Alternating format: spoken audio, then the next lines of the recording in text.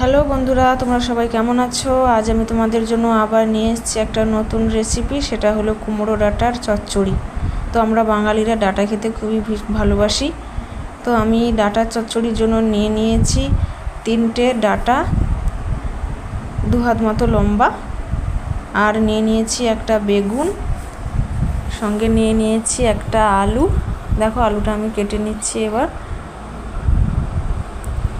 তো এই আলুটা কাটা হয়ে গেলে এবার এটাকে আমি ভালো করে ধুয়ে নেব। তারপর রান্নার জন্য যে মশলাগুলো লাগবে সেগুলো আমি তোমাদের দেখাচ্ছি।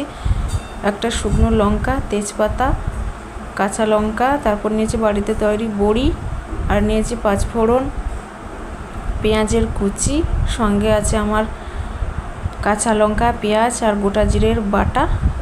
আর এই তোমাদের ধুয়ে রাখা সবজিগুলো দেখিয়ে দিলাম। এবার আমি রান্না শুরু করব। তো আছে আমি কড়াই বসিয়ে দিয়েছিলাম আগে থেকে। তো আমার কড়াইটা গরম হয়ে গেছে। এবার আমি কড়াইয়ের মধ্যে তেল দিয়ে দিয়েছি।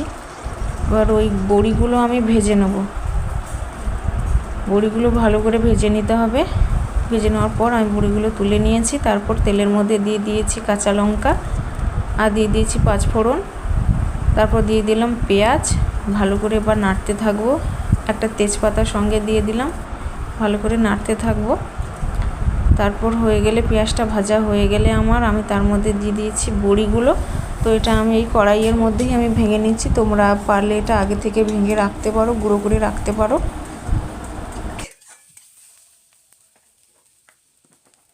এবার সবজিগুলো তুলে দেব। সবজিগুলো দিয়ে দিলাম। এরপর সবজিগুলো আমি নাড়তে থাকবো। নাড়তে নাড়তে কিছুক্ষণ নাড়ার পর এর মধ্যে আমি দিয়ে দেব এই কাঁচা লঙ্কা, পেঁয়াজ আর জিরের বাটাটা। তারপর দিয়ে দেবো পরিমাণ মতো লবণ, তারপর দিয়ে দেবো পরিমাণ মতো হলুদের গুঁড়ো, আর দিয়ে দেবো অল্প পরিমাণ লঙ্কার গুঁড়ো। তোমরা চাইলে বেশি লঙ্কা খেতে পারো, কিন্তু যেহেতু আমি কাঁচা লঙ্কা আগে দিয়েছি তাই অল্প পরিমাণ লঙ্কাই দিলাম। এবার এটাকে কিছুক্ষণ আমি নাড়তে থাকবো, যাতে মশলাগুলো সবজিগুলোর সাথে ভালোভাবে মিশে যায়। এইভাবে কিছুক্ষণ আমি নাড়তে থাকবো। তারপর 2-3 মিনিট মতো এটাকে ঢাকা দিয়ে রেখে দেব, যাতে ডাঁটাগুলো ভালোভাবে সেদ্ধ হয়ে যায়। তো আমি ঢাকনাটা তুলে নিয়েছি। দেখো এবার কিছুক্ষণ আবার নাড়ছি। তারপর এর মধ্যে 1/2 কাপ পরিমাণ জল দিয়ে দেব, যাতে ডাঁটাগুলো ভালোভাবে সেদ্ধ হয়ে যায়।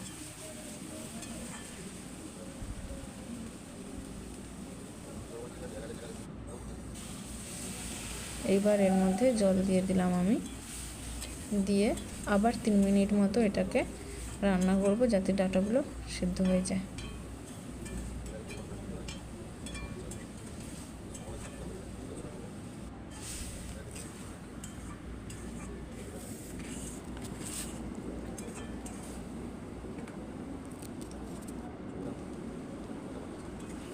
দেখো জলটা শুকিয়ে গেছে। এবার ডাঁটাগুলোও আমার ভালোভাবে সেদ্ধ হয়ে গেছে। তো এইভাবে আমার চচ্চড়ি রেডি। খুবই দারুণ খেতে লাগবে। দেখো তোমরা একবার বাড়িতে বানিয়ে।